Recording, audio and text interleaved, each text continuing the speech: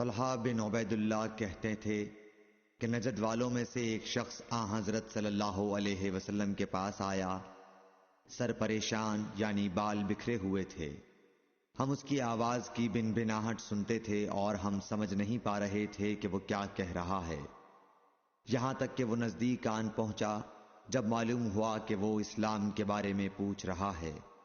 حضرت صلی اللہ علیہ وسلم نے فرمایا کہ اسلام دن رات میں 5 نمازیں پڑھنا ہے۔ اس نے کہا بس اس کے سوا تو اور کوئی نماز مجھ پر نہیں۔ آپ نے فرمایا نہیں مگر تو نفل پڑھے تو اور بات ہے۔ حضرت صلی اللہ علیہ وسلم نے فرمایا اور رمضان کے روزے رکھنا۔ اس نے کہا اور تو کوئی روزہ مجھ پر نہیں ہے۔ آپ نے فرمایا نہیں مگر تو نفل روزے رکھے تو اور بات ہے۔ طلحہ نے کہا اور حضرت صلی اللہ علیہ وسلم نے اس زکوٰۃ کا بیان کیا۔ وہ کہنے لگا کہ بس اور کوئی صدقہ مجھ پر نہیں ہے۔ آپ نے فرمایا نہیں مگر یہ کہ تو نفل صدقہ دے تو اور بات ہے۔ پھر وہ شخص پیٹھ موڑ کر چلا گیا، یوں کہتا جاتا تھا قسم خدا کی میں نہ اس سے بڑھاؤں گا نہ گھٹاؤں گا۔ حضرت صلی اللہ علیہ وسلم نے فرمایا اگر یہ سچا ہے تو اپنی مراد کو پہنچ گیا۔ صحیح بخاری حدیث نمبر 46۔ رسول کریم صلی اللہ علیہ وسلم عید الاضحیٰ یا عید الفطر میں عیدگاہ تشریف لے گئے۔ وہاں آپ عورتوں کے پاس سے گزرے اور فرمایا اے عورتوں کی جماعت صدقہ کرو کیونکہ میں نے جہنم میں زیادہ تم ہی کو دیکھا ہے۔ انہوں نے کہا یا رسول اللہ صلی اللہ علیہ وسلم ایسا کیوں؟ آپ نے فرمایا کہ تم لعن طعن بہت کرتی ہو اور شوہر کی ناشکری کرتی ہو، باوجود عقل اور دین میں ناقص ہونے کے میں نے تم سے زیادہ کسی کو بھی ایک عقل مند اور تجربہ کار آدمی کو دیوانہ بنا دینے والا نہیں دیکھا۔ عورتوں نے عرض کی کہ ہمارے دین اور ہماری عقل میں نقصان کیا ہے یا رسول اللہ؟ آپ نے فرمایا کیا عورت کی گواہی مرد کی گواہی سے نصف نہیں ہے؟ انہوں نے کہا جی ہے۔ آپ نے فرمایا بس یہی اس کی عقل کا نقصان ہے۔ پھر آپ نے پوچھا کیا ایسا نہیں ہے کہ جب عورت حائضہ ہو تو نہ نماز پڑھ سکتی ہے نہ روزہ رکھ سکتی ہے؟ عورتوں نے کہا ایسا ہی ہے۔ آپ نے فرمایا کہ یہی اس کے دین کا نقصان ہے۔ صحیح بخاری حدیث نمبر 304۔ حضرت عائشہ رضی اللہ تعالی عنہا نے فرمایا ہم ذی الحجہ کا چاند دیکھتے ہی نکلے۔ رسول کریم صلی اللہ علیہ وسلم نے فرمایا کہ جس کا دل چاہے تو اسے عمرے کا احرام باندھ لینا چاہیے، کیونکہ اگر میں ہدی ساتھ نہ لاتا تو میں بھی عمرے کا احرام باندھتا۔ اس پر بعض صحابہ نے عمرے کا احرام باندھا اور بعض نے حج کا۔ میں بھی ان لوگوں میں سے تھی جنہوں نے عمرے کا احرام باندھا تھا، مگر عرفہ کا دن آ گیا اور میں حیض کی حالت میں تھی۔ میں نے نبی کریم صلی اللہ علیہ وسلم سے اس کے متعلق شکایت کی تو آپ نے فرمایا کہ عمرہ چھوڑ اور اپنا سر کھول اور کنگھا کر اور حج کا احرام باندھ لے۔ میں نے ایسا ہی کیا، یہاں تک کہ جب حسبہ کی رات آئی تو رسول اللہ صلی اللہ علیہ وسلم نے میرے ساتھ میرے بھائی عبد الرحمن بن ابی بکر کو بھیجا۔ میں تنعیم گئی اور وہاں سے اپنے عمرے کے بدلے دوسرے عمرے کا احرام باندھا۔ حشام نے کہا کہ ان میں سے کسی بات کی وجہ سے بھی نہ ہدی واجب ہوئی اور نہ روزہ اور نہ صدقہ۔ تنعیم حد حرم سے قریب 3 میل دور ایک مقام کا نام ہے۔ صحیح بخاری حدیث نمبر 317۔ شفیق بن مسلمہ نے کہا کہ میں نے حذیفہ بن یمان رضی اللہ تعالیٰ عنہ سے سنا۔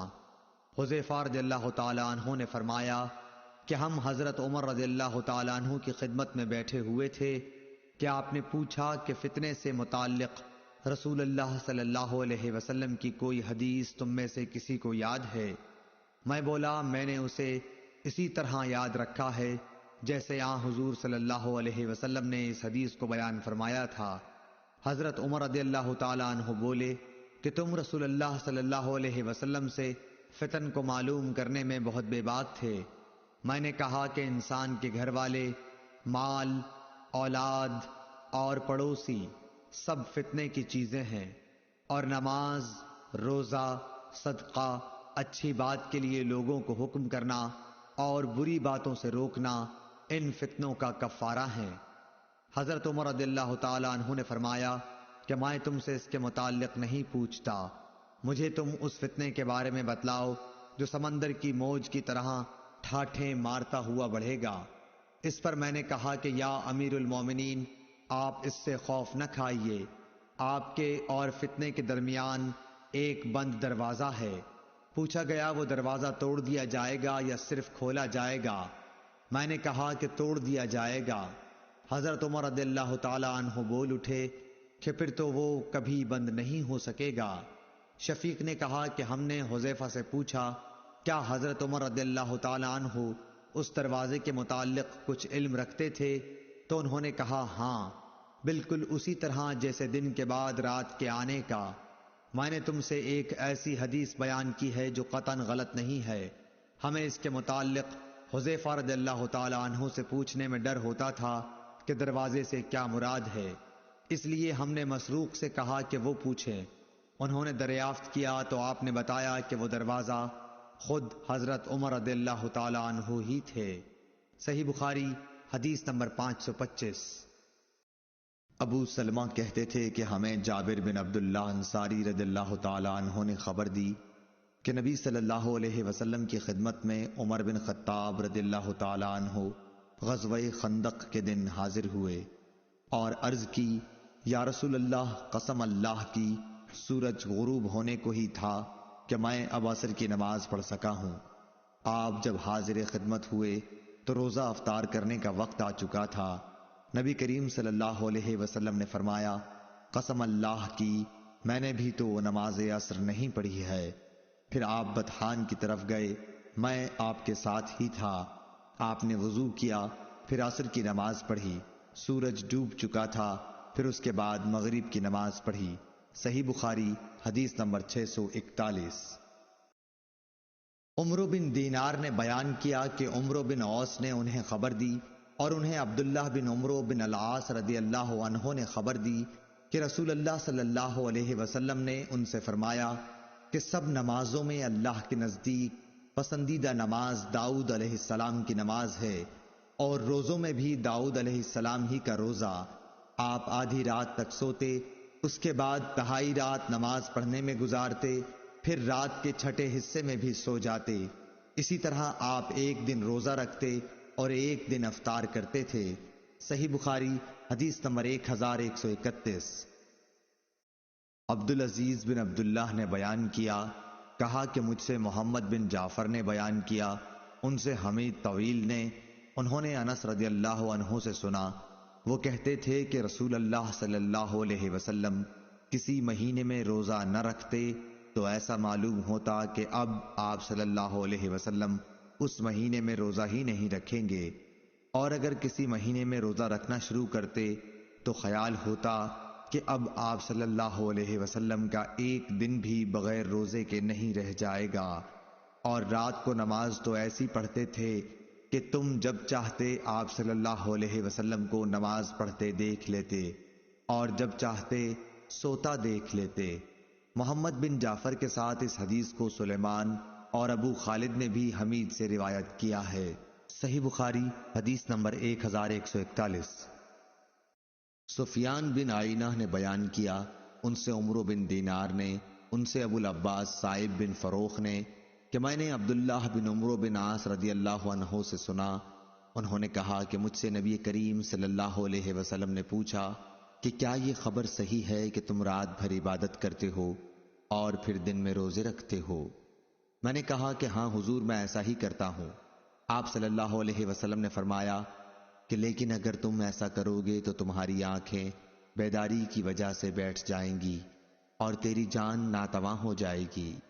یہ جان لو کہ تم پر تمہارے نفس کا بھی حق ہے اور بیوی بچوں کا بھی، اس لیے کبھی روزہ بھی رکھو اور کبھی بلا روزے کے بھی رہو، عبادت بھی کرو اور سو بھی۔ صحیح بخاری حدیث نمبر 1153۔ شعبہ نے خبر دی انہیں سعد بن ابراہیم نے انہیں ان کے باپ ابراہیم بن عبد الرحمن نے کہ عبد الرحمن بن عوف رضی اللہ عنہ کے سامنے کھانا حاضر کیا گیا، وہ روزے سے تھے۔ اس وقت انہوں نے فرمایا کہ ہائے معصب بن عمیر رضی اللہ عنہ شہید کیے گئے، وہ مجھ سے بہتر تھے، لیکن ان کے کفن کے لیے صرف ایک چادر میسر آ سکی، اگر اس سے ان کا سر ڈھانکا جاتا تو پاؤں کھل جاتے، اور پاؤں ڈھانکتے تو سر کھل جاتا۔ اور میں سمجھتا ہوں کہ انہوں نے یہ بھی فرمایا اور حمزہ رضی اللہ عنہ بھی اسی طرح شہید ہوئے، وہ بھی مجھ سے اچھے تھے۔ پھر ان کے بعد دنیا کی کشادگی ہمارے لیے خوب ہوئی، یا یہ فرمایا کہ دنیا ہمیں بہت دی گئی اور ہمیں تو اس کا ڈر لگتا ہے کہ کہیں ایسا نہ ہو کہ ہماری نیکیوں کا بدلہ اسی دنیا میں ہم کو مل گیا ہو۔ پھر آپ اس طرح رونے لگے کہ کھانا بھی چھوڑ دیا۔ صحیح بخاری حدیث نمبر 1275۔ لیث نے بیان کیا، ان سے عقیل نے، ان سے ابن شہاب نے، ان سے عروہ نے، اور ان سے عائشہ رضی اللہ عنہا نے بیان کیا۔ دوسری سند امام بخاری رحمہ اللہ نے کہا اور مجھ سے محمد بن مقاتل نے بیان کیا، انہوں نے کہا کہ مجھے عبداللہ بن مبارک نے خبر دی، انہوں نے کہا کہ ہمیں محمد بن ابی حفصہ نے خبر دی، انہیں زہری نے، انہیں عروہ نے، اور ان سے ام المومنین حضرت عائشہ صدیقہ رضی اللہ عنہا نے بیان فرمایا کہ رمضان کے روزے فرض ہونے سے پہلے مسلمان عاشورہ کا روزہ رکھتے تھے۔ عاشورہ ہی کے دن جاہلیت میں کعبے پر غلاف چڑھایا جاتا تھا۔ پھر جب اللہ تعالیٰ نے رمضان فرض کر دیا تو رسول اللہ صلی اللہ علیہ وسلم نے لوگوں سے فرمایا کہ اب جس کا جی چاہے عاشورہ کا روزہ رکھے، جس کا جی چاہے چھوڑ دے۔ صحیح بخاری حدیث نمبر 1592۔ ہشام بن عروہ نے بیان کیا، کہا کہ مجھے میرے والد عروہ نے خبر دی، کہا کہ مجھے عائشہ رضی اللہ عنہا نے خبر دی، انہوں نے کہا کہ ذی الحج کا چاند نکلنے والا تھا کہ ہم رسول اللہ صلی اللہ علیہ وسلم کے ساتھ مدینے سے حج کے لیے چلے۔ حضرت صلی اللہ علیہ وسلم نے فرمایا کہ جو عمرے کا احرام باندھنا چاہے وہ عمرے کا باندھ لے، اور جو حج کا باندھنا چاہے وہ حج کا باندھ لے۔ اگر میں اپنے ساتھ قربانی نہ لاتا تو میں بھی عمرے کا ہی احرام باندھتا۔ چنانچہ بہت سے لوگوں نے عمرے کا احرام باندھا اور بہتوں نے حج کا۔ میں بھی ان لوگوں میں تھی جنہوں نے عمرے کا احرام باندھا تھا، مگر میں مکے میں داخل ہونے سے پہلے حائضہ ہو گئی۔ عرفہ کا دن آ گیا اور ابھی میں حائضہ ہی تھی۔ اس کا رونا میں رسول اللہ صلی اللہ علیہ وسلم کے سامنے روئی۔ آپ صلی اللہ علیہ وسلم نے فرمایا کہ عمرہ چھوڑ دے اور سر کھول لے اور کنگاہ کر لے، پھر حج کا احرام باندھ لینا۔ چنانچہ میں نے ایسا ہی کیا۔ اس کے بعد جب محسب کی رات آئی تو حضرت صلی اللہ علیہ وسلم نے میرے ساتھ عبد الرحمن کو تنعیم بھیجا، وہ مجھے اپنی سواری پر پیچھے بٹھا کر لے گئے۔ وہاں سے عائشہ رضی اللہ عنہا نے اپنے چھوڑے ہوئے عمرے کے بجائے دوسرے عمرے کا احرام باندھا۔ اس طرح اللہ تعالیٰ نے ان کا بھی حج اور عمرہ دونوں ہی پورے کر دیے، نہ تو اس کے لیے انہیں قربانی لانی پڑی، نہ صدقہ دینا پڑا، اور نہ روزہ رکھنا پڑا۔ صحیح بخاری حدیث نمبر 1786۔ سالم نے خبر دی، کہا کہ ابن عمر رضی اللہ عنہ فرمایا کرتے تھے، کیا تمہارے لیے رسول اللہ صلی اللہ علیہ وسلم کی سنت کافی نہیں ہے کہ اگر کسی کو حج سے روک دیا جائے تو ہو سکے تو وہ بیت اللہ کا طواف کر لے اور صفا اور مروہ کی سعی، پھر وہ ہر چیز سے حلال ہو جائے، جہاں تک کہ وہ دوسرے سال حج کر لے، پھر قربانی کرے، اگر قربانی نہ ملے تو روزہ رکھے۔ صحیح بخاری حدیث نمبر 1810۔ اسماعیل بن علی نے بیان کیا، ان سے ایوب نے، ان سے نافع نے، اور ان سے ابن عمر رضی اللہ عنہ نے بیان کیا کہ رسول اللہ صلی اللہ علیہ وسلم نے یوم عاشورہ کا روزہ رکھا تھا، اور آپ نے اس کے رکھنے کا صحابہ رحمہ اللہ کو ابتدائے اسلام میں حکم دیا تھا۔ جب ماہ رمضان کے روزے فرض ہو گئے تو عاشورہ کا روزہ بطور فرض چھوڑ دیا گیا۔ عبداللہ بن عمر رضی اللہ عنہ عاشورہ کے دن روزہ نہ رکھتے مگر جب ان کے روزے کا دن ہی یوم عاشورہ آن پڑتا۔ صحیح بخاری حدیث نمبر 1892۔ لیث نے بیان کیا، ان سے یزید بن ابی حبیب نے، اور ان سے اوراق بن مالک نے بیان کیا انہیں عروہ نے خبر دی کہ ام المومنین عائشہ رضی اللہ عنہا نے فرمایا، قریش زمانہ جاہلیت میں عاشورہ کا روزہ رکھتے تھے، پھر رسول اللہ صلی اللہ علیہ وسلم نے بھی اس دن روزے کا حکم دیا۔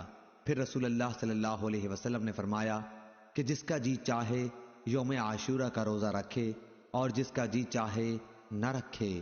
صحیح بخاری حدیث نمبر 1893۔ عبداللہ بن مسلمہ قامبی نے بیان کیا، ان سے امام مالک نے، ان سے ابو زناد نے، ان سے اعرج نے اور ان سے ابو ہریرہ رضی اللہ عنہ نے کہ رسول اللہ صلی اللہ علیہ وسلم نے فرمایا، روزہ دوزخ سے بچنے کے لیے ایک ڈھال ہے، اس لیے روزہ دار نہ فحش باتیں کرے اور نہ جہالت کی باتیں، اور اگر کوئی شخص اس سے لڑے یا اسے گالی دے تو اس کا جواب صرف یہ ہونا چاہیے کہ میں روزہ دار ہوں۔ یہ الفاظ 2 مرتبہ کہہ دے، اس ذات کی قسم جس کے ہاتھ میں میری جان ہے، روزے دار کے منہ کی بو اللہ کے نزدیک مشک کی خوشبو سے بھی زیادہ پسندیدہ اور پاکیزہ ہے۔ اللہ تعالیٰ فرماتا ہے، بندہ اپنا کھانا پینا اور اپنی شہوات میرے لیے چھوڑتا ہے، روزہ میرے لیے ہے اور میں ہی اس کا بدلہ دوں گا، اور دوسری نیکیوں کا ثواب بھی اصل نیکی کے 10 گنا ہوتا ہے۔ صحیح بخاری حدیث نمبر 1894۔ جامع بن راشد نے بیان کیا، ان سے ابو وائل نے اور ان سے حذیفہ رضی اللہ عنہ نے کہ حضرت عمر رضی اللہ عنہ نے پوچھا، فتنے کے متعلق رسول اللہ صلی اللہ علیہ وسلم کی حدیث کسی کو یاد ہے؟ حذیفہ رضی اللہ عنہ نے بیان کیا کہ میں نے سنا ہے، آپ صلی اللہ علیہ وسلم نے فرمایا تھا کہ انسان کے لیے اس کے بال بچے، اس کا مال اور اس کے پڑوسی فتنہ، آزمائش و امتحان ہے، جس کا کفارہ نماز، روزہ اور صدقہ بن جاتا ہے۔ عمر رضی اللہ عنہ نے کہا کہ میں اس کے متعلق نہیں پوچھتا، میری مراد تو اس فتنے سے ہے جو سمندر کی موجوں کی طرح امڈ آئے گا۔ اس پر حذیفہ رضی اللہ عنہ نے کہا کہ آپ کے اور اس فتنے کے درمیان ایک بند دروازہ ہے، یعنی آپ کے دور میں وہ فتنہ شروع نہیں ہوگا۔ عمر رضی اللہ عنہ نے پوچھا، وہ دروازہ کھل جائے گا یا توڑ دیا جائے گا؟ حذیفہ رضی اللہ عنہ نے بتایا کہ توڑ دیا جائے گا۔ عمر رضی اللہ عنہ نے فرمایا کہ پھر تو قیامت تک کبھی بند نہ ہو پائے گا۔ ہم نے مسروق سے کہا، آپ حذیفہ رضی اللہ عنہ سے پوچھئے کہ کیا عمر رضی اللہ عنہ کو معلوم تھا کہ وہ دروازہ کون ہے؟ چنانچہ مسروق نے پوچھا تو آپ نے فرمایا، ہاں، بالکل اس طرح انہیں علم تھا جیسے رات کے بعد دن کے آنے کا علم ہوتا ہے۔ صحیح بخاری حدیث نمبر 1895۔ ابو حازم سلمہ بن دینار نے بیان کیا اور ان سے سہل بن سعدی رضی اللہ عنہ نے کہ رسول کریم صلی اللہ علیہ وسلم نے فرمایا، جنت کا ایک دروازہ ہے جسے ریان کہتے ہیں، قیامت کے دن اس دروازے سے صرف روزے دار ہی جنت میں داخل ہوں گے، ان کے سوا اور کوئی اس میں سے نہیں داخل ہوگا۔ پکارا جائے گا کہ روزے دار کہاں ہیں؟ وہ کھڑے ہو جائیں گے، ان کے سوا اس سے اور کوئی نہیں اندر جانے پائے گا، اور جب یہ لوگ اندر چلے جائیں گے تو یہ دروازہ بند کر دیا جائے گا، پھر اس سے کوئی اندر نہ جا سکے گا۔ صحیح بخاری حدیث نمبر 1896۔ حمید بن عبد الرحمن نے بیان کیا اور ان سے ابو ہریرہ رضی اللہ عنہ نے بیان کیا کہ رسول اللہ صلی اللہ علیہ وسلم نے فرمایا، جو اللہ کے راستے میں 2 چیزیں خرچ کرے گا اسے فرشتے جنت کے دروازوں سے بلائیں گے کہ اے اللہ کے بندے، یہ دروازہ اچھا ہے۔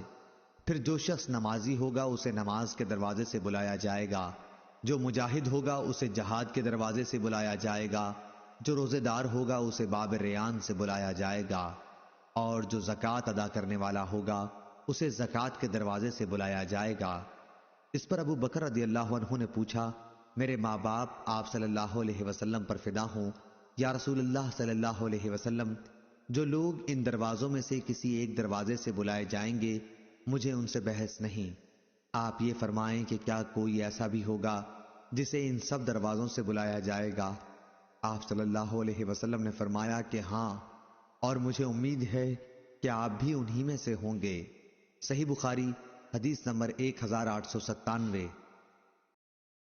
سالم نے خبر دی کہ ابن عمر رضی اللہ عنہ نے کہا، میں نے رسول کریم صلی اللہ علیہ وسلم سے سنا، آپ صلی اللہ علیہ وسلم نے فرمایا، کہ جب رمضان کا چاند دیکھو تو روزہ شروع کر دو، اور جب شوال کا چاند دیکھو تو روزہ افطار کر دو، اور اگر ابر ہو تو اندازے سے کام کرو، یعنی 30 روزے پورے کر لو۔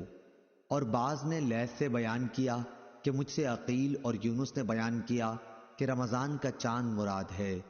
صحیح بخاری حدیث نمبر 1900۔ عطا نے خبر دی، انہیں ابو صالح نے جو روغن، زیتون اور گھی بیچتے تھے، انہوں نے ابو ہریرہ رضی اللہ عنہ سے سنا کہ رسول کریم صلی اللہ علیہ وسلم نے فرمایا، اللہ پاک فرماتا ہے کہ انسان کا ہر نیک عمل خود اسی کے لیے ہے مگر روزہ کہ وہ خاص میرے لیے ہے اور میں ہی اس کا بدلہ دوں گا، اور روزہ گناہوں کی ایک ڈھال ہے۔ اگر کوئی روزے سے ہو تو اسے فحش گوئی نہ کرنی چاہیے اور نہ شور مچائے۔ اگر کوئی شخص اس کو گالی دے یا لڑنا چاہے تو اس کا جواب صرف یہ ہو کہ میں ایک روزے دار آدمی ہوں، اس ذات کی قسم جس کے ہاتھ میں محمد صلی اللہ علیہ وسلم کی جان ہے، روزے دار کے منہ کی بو اللہ تعالیٰ کے نزدیک مشک کی خوشبو سے بھی زیادہ بہتر ہے۔ روزے دار کو 2 خوشیاں حاصل ہوں گی، ایک تو جب وہ افطار کرتا ہے تو خوش ہوتا ہے، اور دوسرے جب وہ اپنے رب سے ملاقات کرے گا تو اپنے روزے کا ثواب پا کر خوش ہوگا۔ صحیح بخاری حدیث نمبر 1904۔ عبداللہ بن مسلمہ قامبی نے بیان کیا، ان سے امام مالک نے، ان سے نافع نے، اور ان سے عبداللہ بن عمر رضی اللہ عنہ نے بیان کیا کہ رسول اللہ صلی اللہ علیہ وسلم نے رمضان کا ذکر کیا تو فرمایا کہ جب تک چاند نہ دیکھو روزہ شروع نہ کرو، اسی طرح جب تک چاند نہ دیکھ لو روزہ موقوف نہ کرو، اور اگر ابر چھا جائے تو 30 دن پورے کر لو۔ صحیح بخاری حدیث نمبر 1906۔ عبداللہ بن مسلمہ نے بیان کیا، کہا ہم سے مالک نے، ان سے عبداللہ بن دینار نے، اور ان سے عبداللہ بن عمر رضی اللہ عنہ نے بیان کیا کہ نبی کریم صلی اللہ علیہ وسلم نے فرمایا، مہینہ کبھی 29 راتوں کا بھی ہوتا ہے، اس لیے 29 پورے ہو جانے پر جب تک چاند نہ دیکھ لو روزہ نہ شروع کرو، اور اگر ابر ہو جائے تو 30 دن کا شمار پورا کر لو۔ صحیح بخاری حدیث نمبر 1907۔ محمد بن زیاد نے بیان کیا، کہا کہ میں نے ابو ہریرہ رضی اللہ عنہ سے سنا، آپ نے بیان کیا کہ نبی کریم صلی اللہ علیہ وسلم نے فرمایا، یا یوں کہا کہ ابو القاسم صلی اللہ علیہ وسلم نے فرمایا، چاند ہی دیکھ کر روزے شروع کرو اور چاند ہی دیکھ کر روزہ موقوف کرو، اور اگر ابر ہو جائے تو 30 دن پورے کر لو۔ صحیح بخاری حدیث نمبر 1909۔ ہشام نے بیان کیا، ان سے یحییٰ بن ابی کثیر نے، ان سے ابو سلمہ نے، اور ان سے ابو ہریرہ رضی اللہ عنہ نے کہ نبی صلی اللہ علیہ وسلم نے فرمایا، تم میں سے کوئی شخص رمضان سے پہلے شعبان کی آخری تاریخوں میں 1 یا 2 دن کے روزے نہ رکھے، البتہ اگر کسی کو ان میں روزے رکھنے کی عادت ہو تو وہ اس دن بھی روزہ رکھ لے۔ صحیح بخاری حدیث نمبر 1914۔ برا رضی اللہ عنہ نے بیان کیا کہ شروع اسلام میں حضرت محمد صلی اللہ علیہ وسلم کے صحابہ رضی اللہ عنہم جب روزے سے ہوتے اور افطار کا وقت آتا تو کوئی روزے دار اگر افطار سے پہلے بھی سو جاتا تو پھر اس رات میں بھی اور آنے والے دن میں بھی انہیں کھانے پینے کی اجازت نہیں تھی تاکہ پھر شام ہو جاتی۔ پھر ایسا ہوا کہ قیس بن سرمہ انصاری رضی اللہ عنہ بھی روزے سے تھے۔ جب افطار کا وقت ہوا تو وہ اپنی بیوی کے پاس آئے اور ان سے پوچھا، کیا تمہارے پاس کچھ کھانا ہے؟ انہوں نے کہا، اس وقت تو کچھ نہیں ہے، لیکن میں جاتی ہوں کہیں سے لاؤں گی۔ دن بھر انہوں نے کام کیا تھا اس لیے آنکھ لگ گئی۔ جب بیوی واپس ہوئیں اور انہیں سوتے ہوئے دیکھا تو فرمایا، افسوس تم محروم ہی رہے۔ لیکن دوسرے دن وہ دوپہر کو بے ہوش ہو گئے۔ جب اس کا ذکر نبی صلی اللہ علیہ وسلم سے کیا گیا تو یہ آیت نازل ہوئی، حلال کر دیا گیا تمہارے لیے رمضان کی راتوں میں اپنی بیویوں سے صحبت کرنا۔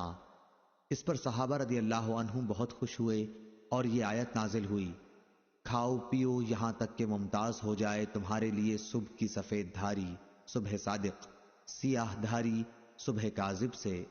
صحیح بخاری حدیث نمبر 1915۔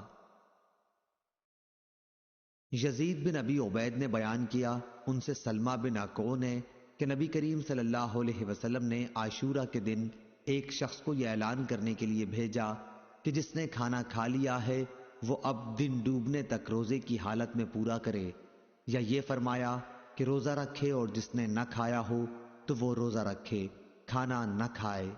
صحیح بخاری حدیث نمبر 1924۔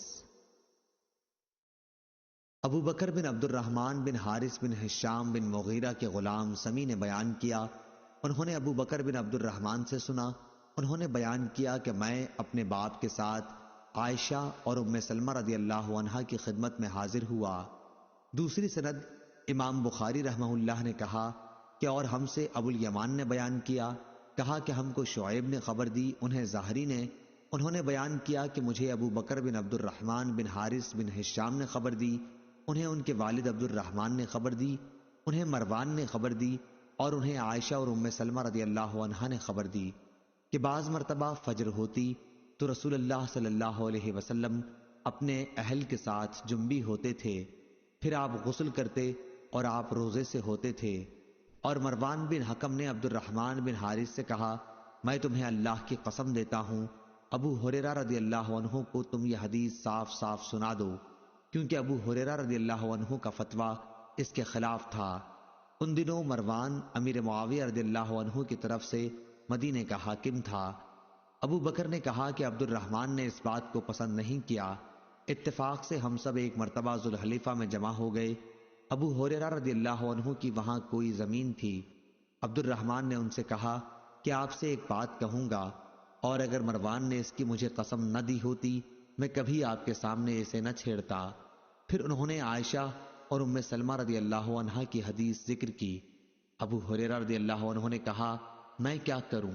کہا کہ فضل بن عباس رضی اللہ عنہ نے یہ حدیث بیان کی تھی، اور وہ زیادہ جاننے والے ہیں کہ ہمیں حمام اور عبداللہ بن عمر رضی اللہ عنہ کے صاحبزادے نے ابو ہریرہ رضی اللہ عنہ سے بیان کیا کہ نبی کریم صلی اللہ علیہ وسلم ایسے شخص کو جو صبح کے وقت جنبی ہونے کی حالت میں اٹھا ہو افطار کا حکم دیتے تھے، لیکن حضرت عائشہ رضی اللہ عنہا اور ام سلمہ رضی اللہ عنہا کی یہ روایت زیادہ معتبر ہے۔ صحیح بخاری حدیث نمبر 1925 1926۔ ابو بکر بن عبد الرحمن بن حارث بن ہشام بن مغیرہ کے غلام سمی نے بیان کیا، انہوں نے ابو بکر بن عبد الرحمن سے سنا، انہوں نے بیان کیا کہ میں اپنے باپ کے ساتھ عائشہ اور ام سلمہ رضی اللہ عنہا کی خدمت میں حاضر ہوا۔